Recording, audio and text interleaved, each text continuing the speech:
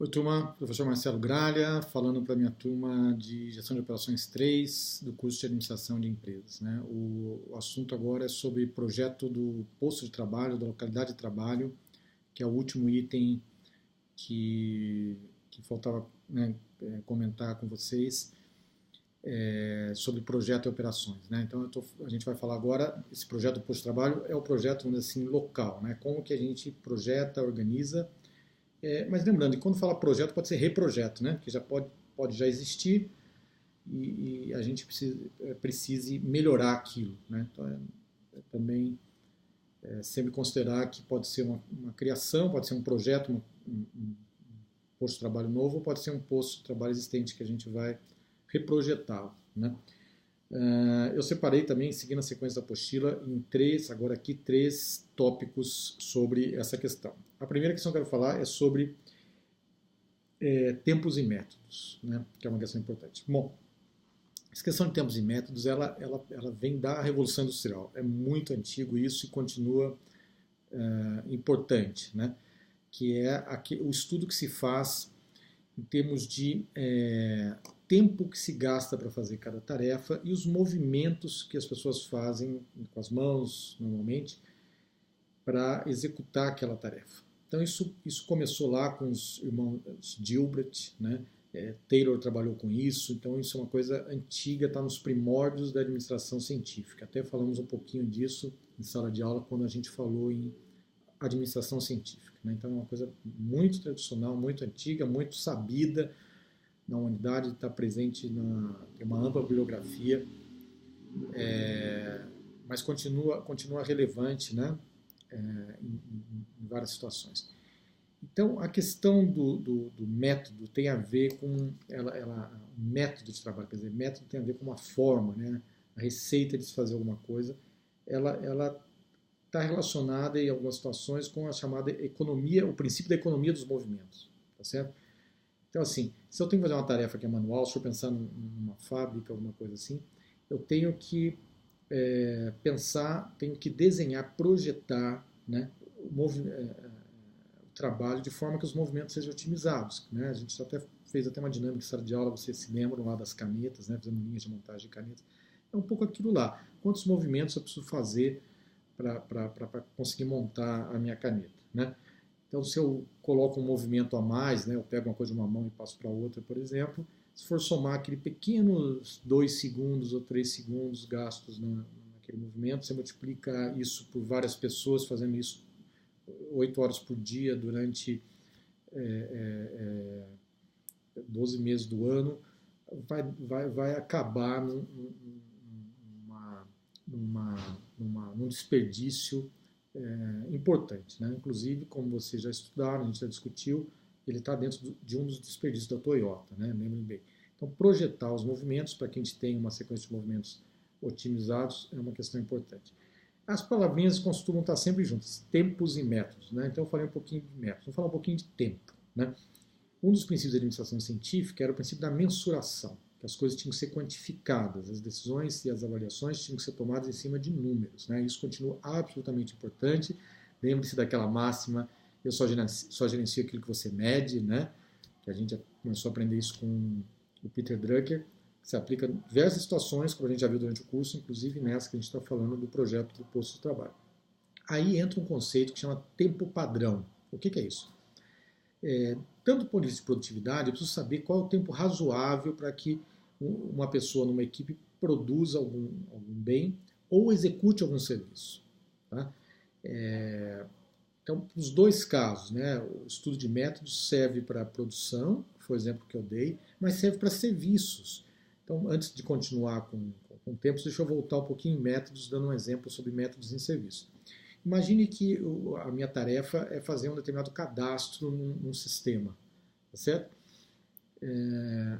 E se eu, por exemplo, para eu conseguir fazer aquele cadastro, eu preciso navegar em várias telas, em vários campos, preciso copiar e colar alguma coisa, colar em outro lugar, seria essa discussão de método. Fala assim, pô, não faz sentido, tá? Tem muito manuseio, vai para cá, vai para lá, fecha uma tela, abre outra tela, entra no sistema, depois vai para outro sistema. Em termos de método, tá péssimo, né? Então, mesmo num processo administrativo, E mesmo no processo de prestação de serviço, a questão de método continua válida, não é só na questão da produção de um produto. Tá? Então vamos deixar muito claro. Inclusive, nesse caso, nesse exemplo que eu estou dando, que também já falei um pouco sobre isso em sala de aula,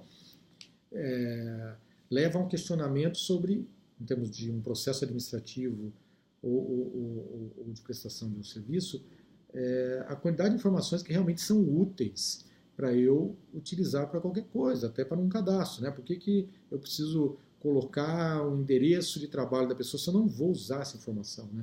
Então eu vou gerar no mínimo 2 desperdícios. Um desperdício de armazenamento de dados, vou ter que ter mais capacidade de armazenamento no meu sistema para armazenar uma informação inútil, e vou fazer a pessoa gastar mais tempo lá em termos de método. Ela vai ter que digitar uma informação, vai ter que perguntar para o cliente uma informação que não vai ser usada. Né? E a gente vê muito isso, vocês sabem. Né? É igual aquela história que você liga para um serviço de atendimento de um banco, né? Nós somos pródigos em gerar maus exemplos de serviço. Né? Serviço bancário, serviço de telefonia, serviços de TV a cabo. Né? Anti-exemplo não falta. Né? A gente tem vários disponíveis aí, então ninguém diga que não sabia como se faz uma coisa errada, porque isso está bem fácil a gente perceber e fazer o contrário. Mas, por exemplo, você vai lá e digite seu CPF, ok. Aí você digita o CPF, o número do contrato, qualquer coisa assim. Aí cai numa ligação e a pessoa pergunta para você repetir. É o típico caso, né? É o típico caso. Você processou um negócio, armazenou na empresa, era um autosserviço, nesse caso o cliente está participando do processo, mas fez uma coisa que é inútil. Né? Então, de método não faz sentido. Para que você está perguntando, isso? Né? E por aí vai, até coisas que aparentemente fazem sentido e não fazem. Né? Então, por exemplo, um banco, por exemplo, liga no seu número de telefone, você é cliente daquele banco, ele sabe o número de telefone que você passou no cadastro para ele, então ele já sabe que está ligando a você. Aí tudo bem, por questões de segurança bancária, sigilo de informação, eu vou confirmar alguns dados. Faz todo sentido? Todo sentido. Mas, cara, espera um pouco, né? Quantas confirmações ele precisa? A hora que você pede 4 confirmações, sendo até coisas que o cliente pode não se lembrar, do tipo, esses dias eu usei um serviço e o cara me perguntou assim, mas você tem algum serviço que todo mês você fez débito em conta? Eu falei, acho que tem um ou dois, você pode citar um? Né? Aí eu falei, eu tenho o serviço X, mas provavelmente no extrato bancário, o que eu usei, eu expressei o nome fantasia da empresa, né, porque eu tenho débito em conta.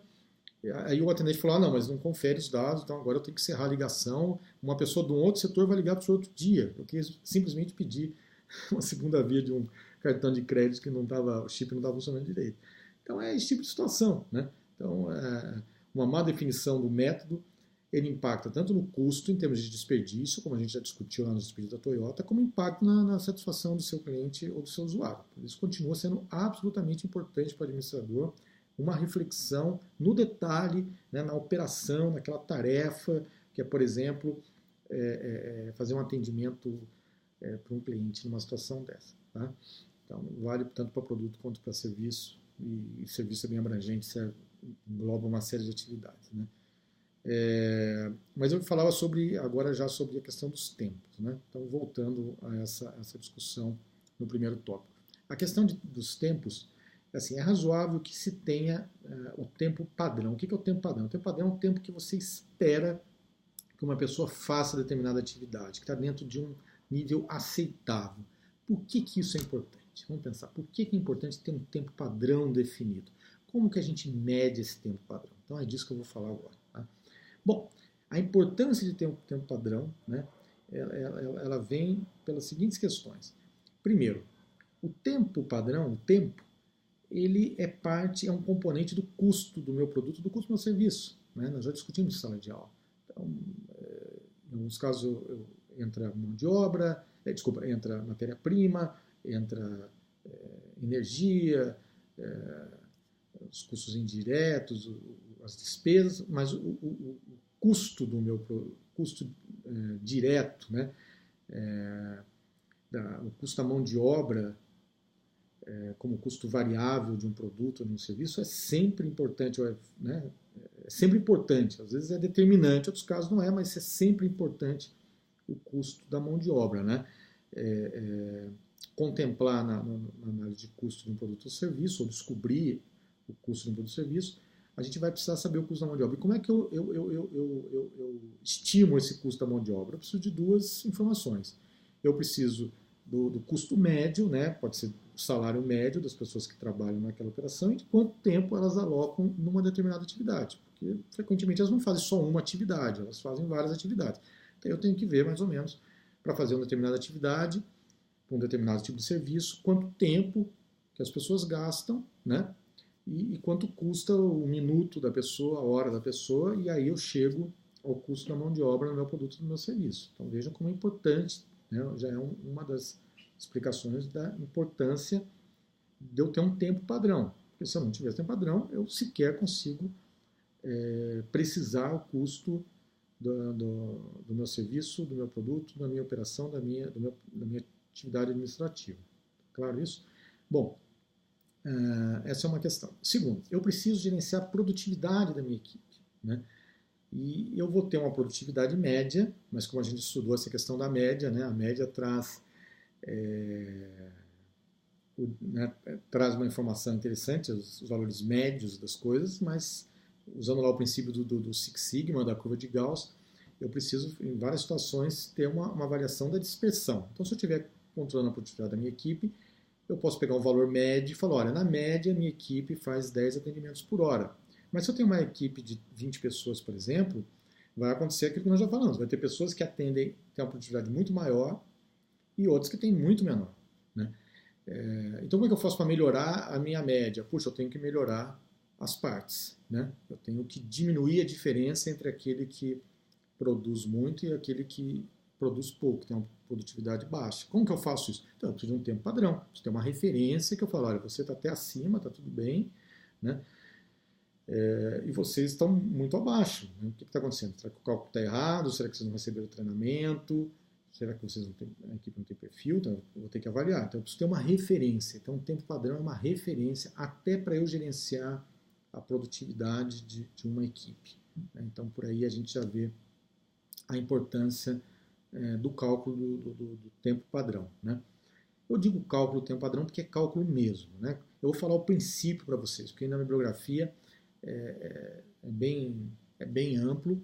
Até na nossa biblioteca a gente tem um livro de administração da produção que chama Administração da Produção, da editora Atlas. O autor é Slack, que a gente adotou até recentemente como livro base, até a gente trocar pelo livro atual.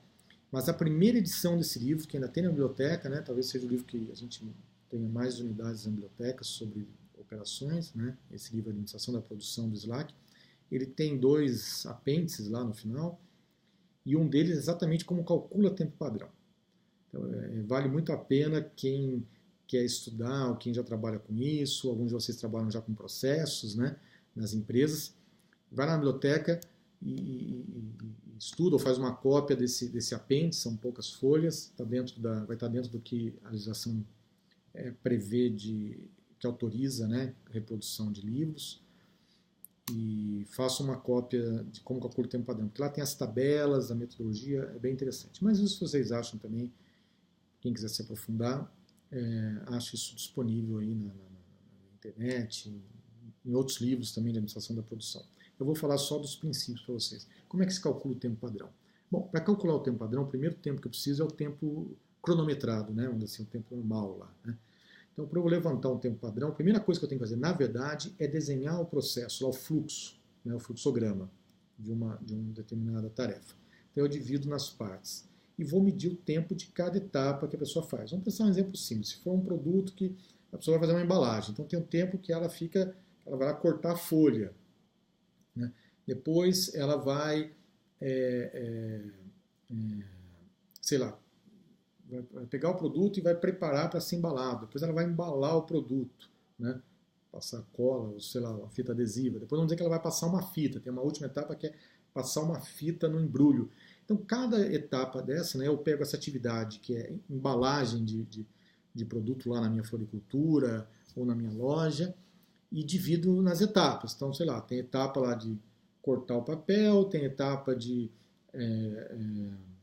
buscar o produto e prepará-lo para a embalagem, tem etapa de envolver o produto com papel e colar de alguma maneira, e tem a última etapa que é passar uma fita, dar um laço, qualquer coisa assim. Né? Então eu divido em 4 e vou medir os tempos separadamente. Então vejam só, a primeira coisa que a gente aprende em tempo padrão é que a gente precisa primeiro, para levantar o tempo padrão, a gente não levanta o tempo padrão global, não, a gente levanta o tempo padrão das partes e depois soma.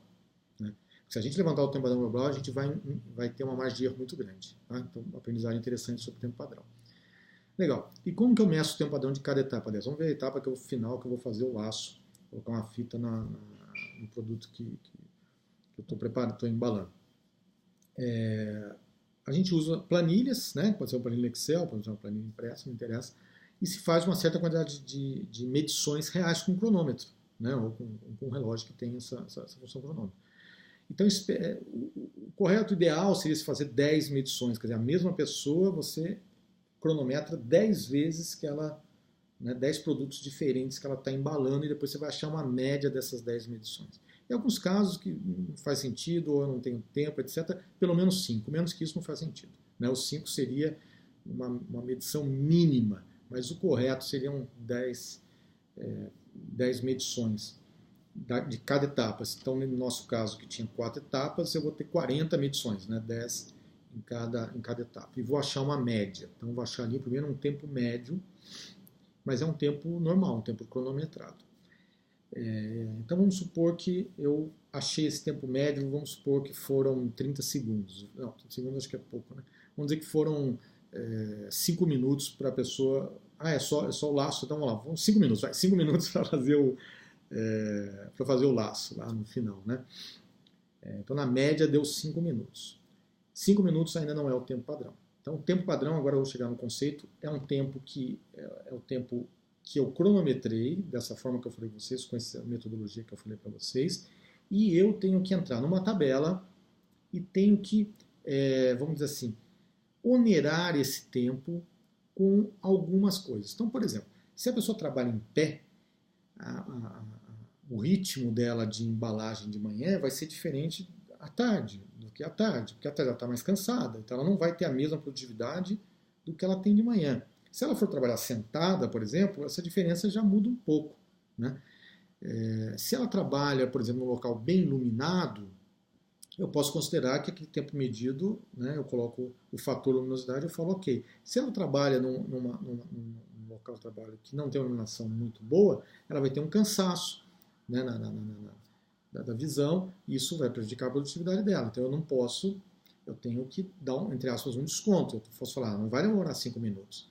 Ela vai demorar, na verdade, exemplo, tá? Ela vai demorar 6 minutos em média, porque 5 minutos é o tempo médio, mas eu vou ter que acrescentar mais 20% desse tempo por conta da luminosidade não ser boa, ou por conta dela ter um desgaste físico no trabalho, que ela trabalha em pé ou faz um movimento muito ruim, ou o movimento é repetitivo, ela se cansa e ela tem que parar de vez em quando. Então, assim, questões como luminosidade, conforto térmico, esforço físico, fadiga, né, que está relacionado ao esforço físico, e mais os tempos que você tem que considerar que a pessoa para porque ela tem necessidades, ela vai ao banheiro, ela vai tomar água, ela descansa um pouco, ela conversa um pouco. Ou seja, se a gente considerar o tempo cronometrado seco 5 minutos, ele nunca vai acontecer na prática. Ele vai ser um tempo teórico que não vai fazer sentido. Então, o que acontece? O tempo padrão é sempre maior do que o tempo médio que eu medi no cronômetro. Então, se eu tive lá, exemplo de novo, se eu cheguei a um tempo médio de 5 minutos, talvez meu tempo padrão para aquela atividade sejam 7 minutos, né, ou 8 minutos, porque aí eu já estou dando, entre aspas, os descontos, né, ou estou agregando perdas de tempo planejadas, que dessa forma aquele tempo padrão ele é sempre mais representativo da realidade do que o tempo cronometrado. Então ele sempre vai ser maior do que o tempo cronometrado. Então esse é o conceito fundamental de tempo padrão. Né? E aí você fala, mas como é que eu calculo a perda por luminosidade, a perda por fadiga? Então tem tabelas, porque foram feitos vários estudos no mundo ao longo de décadas, né? E elas estão disponíveis, né? Eu dei o exemplo lá do apêndice daquele livro, mas você acha na internet, então aí você entra e vê a situação que melhor se encaixa no seu posto de trabalho e vai usar um fator de correção em cima do tempo cronometrado para achar o tempo padrão. Tá? Então, ele é muito importante, continua sendo no projeto da operação do posto de trabalho. Tá? O segundo, a documentação de processo. Né? Então, assim, todo posto de trabalho, ele de alguma maneira, ele necessita, em maior ou menor grau, de um jeito ou de outro, né, usando um recurso ou outro, de uma documentação de como faz aquilo. Por que é importante a documentação? A documentação é importante por uma série de coisas. Primeiro, para servir como base de treinamento. Então você tem um padrão, como a gente faz na universidade, você tem um livro, ou você tem uma apostila, né, que você garante que o mesmo treinamento sai da fonte e vai sendo passado para diversos times diferentes ou para diversas turmas diferentes de estudante, como é o nosso caso na universidade. Se não tiver isso, né, se não tiver esse padrão, não há garantia de que o treinamento sempre saia da fonte, ele acaba sendo distorcido. Então, por exemplo, quando a empresa não documenta o processo de alguma maneira, como é que acontece o treinamento? Começa sendo passado pelas próprias equipes. Chega uma pessoa nova, um antigo passa, aí aquele novo que foi treinado recebe um mais novo, ele passa, e há um risco muito grande e evidente de perda da consistência do treinamento. Então, a documentação, de cara, ela é importante por conta disso.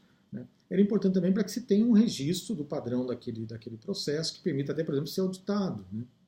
Várias empresas fazem auditoria de processo, então precisa de um padrão que diz qual que é o método, né? Eventualmente qual é o tempo padrão, quais são os materiais que usam, quais são os testes que são feitos, quais são os cuidados, enfim, para uma pessoa externa, por exemplo, um auditor da empresa, ou um auditor externo, para que ele tenha a condição de avaliar se a prática bate com o padrão. Então, essa lógica de ter um padrão é um princípio, eu diria, universal para diversas coisas relacionadas ao mundo do trabalho, e não só ele, né, como se fosse a receita do bolo em casa. Né? Então, isso acho que é bastante óbvio. Então, a documentação ela tem essa importância.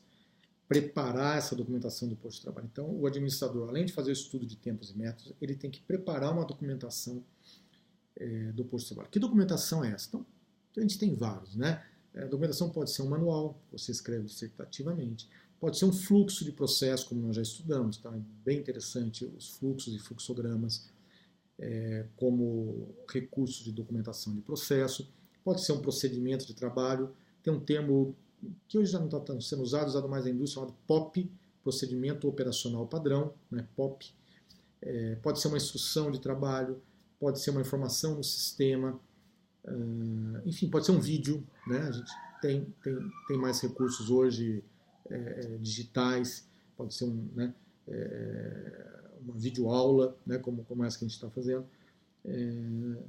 Não importa, né? Aí a gente tem recursos diversos, cada um usa o elenco que achar mais interessante. Mais importante que aquele posto de trabalho, aquela tarefa, ela tenha uma documentação estabelecida pelas razões que eu falei. Né? E o último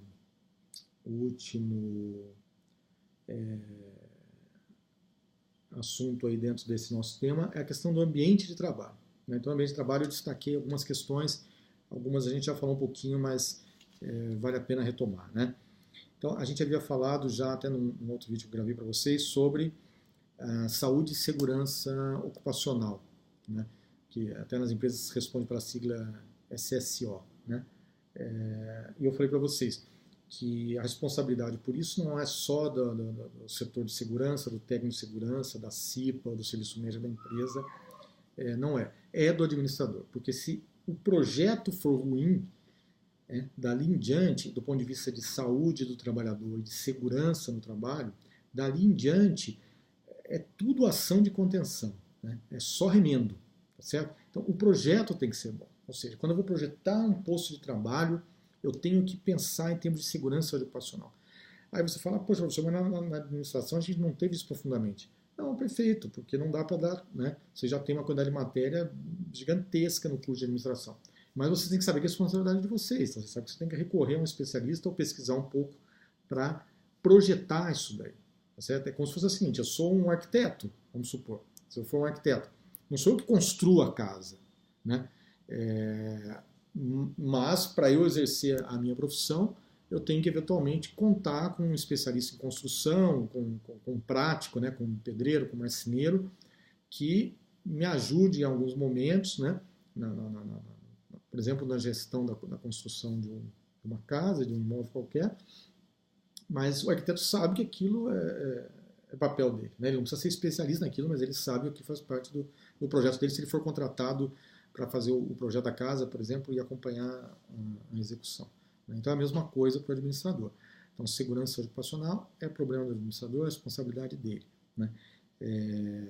Então, aqui, quando a gente fala saúde ocupacional, a gente deve pensar em questões como relacionadas à saúde no trabalho. Né? No trabalho. Então, pode ser desde questões relacionadas à poluição, a nível de ruído, que você está num lugar que, quando você vai projetar, você tem lei para isso, né, gente? Tudo tem as NR, que chama Norma Regulamentadora. A nossa Constituição, na parte trabalhista dela, ela é repleta de normas regulamentadoras que dizem para cada situação os cuidados que tem que ter, os parâmetros que tem que ser seguidos. Então, desde ruído até equipamentos de proteção de segurança que tem que ser disponibilizados no posto de trabalho, isso está disponível. E como vocês sabem, em termos de lei, não adianta, não se pode alegar ignorância. Tipo, mas eu não sabia, não deram na faculdade, ou eu não li, eu faltei na aula. Não interessa. Está na lei e você tem que saber, né, de alguma maneira, porque senão é óbvio que esse é um princípio da Constituição, porque senão qualquer um poderia alegar ignorância e ninguém seguiria lei alguma. Né? Isso vale em todos os países. Né? Então eu já estou avisando para vocês que essa parte, a hora que você assume ou que você está incumbido de projetar um posto de trabalho, você tem que ir atrás desses detalhes, conversar com especialistas, eventualmente contar com uma assessoria em saúde e segurança do trabalho, mas é responsabilidade do administrador, o projeto de saúde e segurança depende dele. Tá? E o princípio, vou me repetir, mas se o projeto já é bom, dali para frente a execução tende a ser boa, né? Vai ter menos desafio. Agora, se o projeto for ruim ou ele não considerou o aspecto de saúde e segurança computacional, você vai ter muito risco, vai ter muito problema, vai ter custo para remediar essa situação.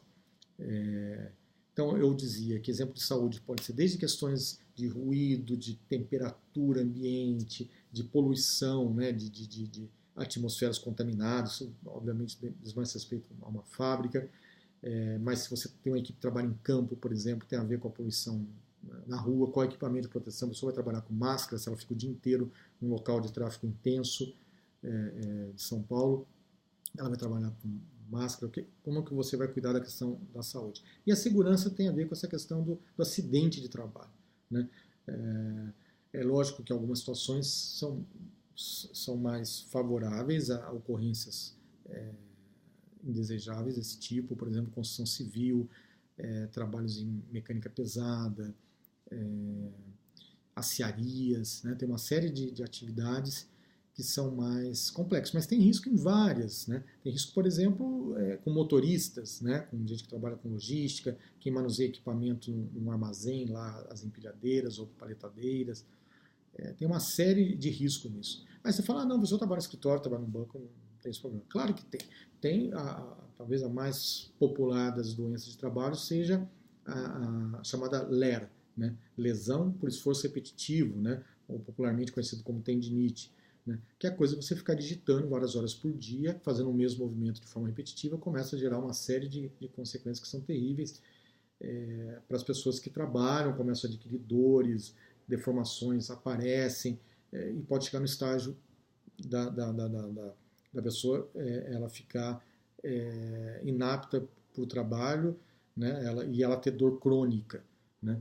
Então, se eu sou o gestor, se eu sou o líder, se eu sou administrador no posto de trabalho, eu tenho que trabalhar com isso. Aqui entra muito a questão da ergonomia, né?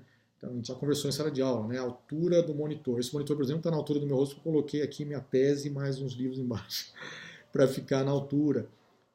Já falamos também apoio de pés para as meninas, as quinas das mesas têm que ser arredondadas, não pode ser canto vivo, né? Apoio de mão para mouse, né? Teclado ergonômico, né? Que você vai comprar o teclado mais barato, ele não é ergonômico. O teclado ergonômico ele tem uma curva, né? Ele tem um ângulo, a mão fica apoiada, isso permite um maior conforto e além disso tem também a questão da intensidade do trabalho, é um outro aspecto muito importante, gente. porque a ergonomia resolve uma parte, né? Usando alguns cuidados, como eu falei alguns rapidamente para vocês. O outro é a frequência, tem que alternar movimentos. Então não pode deixar a mesma pessoa fazendo a mesma coisa todo dia. Ela tem que ter 2 ou 3 ou 4 coisas, né? Então a polivalência, a gente já falou um pouquinho, é muito boa, e vocês vão estudar mais no próximo semestre, é muito boa para aumentar a produtividade, né, e aumentar a capacidade, quando você tem equipes que sabem fazer coisas diferentes, porque daí um cobre o outro quando está em férias ou quando está em pico de demanda, mas ela é fundamental para garantir a saúde física e até emocional e psíquica, né, das pessoas, à medida que a pessoa alterna as funções durante o dia, faz um pouco isso, faz outra coisa, faz outra, depois volta, e ela pode ter uma certa mobilidade. Então isso é fundamental. Agora, quem não projeta isso, quem não aprendeu isso na universidade, ele acha que é natural você colocar uma pessoa para alimentar um sistema, ficar alimentando uma tela de computador 8 horas por dia. Isso não faz absolutamente sentido. Você vai adoecer essa pessoa, a responsabilidade será sua. Tá? Então esse é um aspecto importante. O ambiente de trabalho, eu acho que eu falei das principais questões, fiz uma listinha aqui para ver se eu não esqueci nada do que está na apostila de vocês. Tem com a questão ambiental também, e a gente pode até expandir um pouco essa questão do ambiente de trabalho para o ambiente emocional do trabalho, né? Então, vocês sabem que ambientes tóxicos, né, com líderes tóxicos, eles adoecem as pessoas. Aí não adoece no começo fisicamente, mas adoece mentalmente, emocionalmente. Talvez seja o maior risco no posto de trabalho. Então, o posto de trabalho, que eu estou falando no projeto, né, não pensem só nessas questões que nós conversamos, que são questões mais físicas, mais técnicas, né, que eu falei para vocês, está na apostila. Mas pense também na questão do ambiente de trabalho, enquanto um ambiente saudável, que tem luz, que você pode, sempre que possível, né, enxergar o dia, sabe? Que possa ter um ambiente que você troca de função, que você tem um rodízio, e também tem essa questão de que o líder frequentemente avalia o ambiente de trabalho enquanto um ambiente bacana para se trabalhar, né? em que você escolhe e supervisiona para que tenha líderes que sejam bons líderes, que motivem as pessoas e não façam o contrário, né? Tem várias pesquisas que mostram que as pessoas abandonam os seus trabalhos, em parte não é porque tem um salário melhor, não é porque é mais perto de casa, essas são coisas importantes, mas é porque eles não estão satisfeitos com o ambiente, e esse ambiente de trabalho às vezes não tem a ver nem com o salário ou com os benefícios da empresa, tem a ver com o líder imediato. Então o líder imediato é o grande determinante, né? Se fosse fazer um gráfico de Pareto, que nós já aprendemos, né? Para que tenha um ambiente de trabalho adequado, né? Para isso, vocês estudam um pouco isso em gestão de pessoas, né? Estou avançando um pouco nisso, para aproveitar esse momento aí. E é onde entra essa questão de definir valores, definir posturas aceitáveis, né? Então, assim, estabelecer que fofoca não é não é admissível no ambiente, que excesso de competitividade, que agressividade não é admissível naquele ambiente de trabalho. Então, o administrador tem que cuidar desse aspecto, que esse aspecto é um aspecto muitíssimo importante, né? A gente sabe disso, né?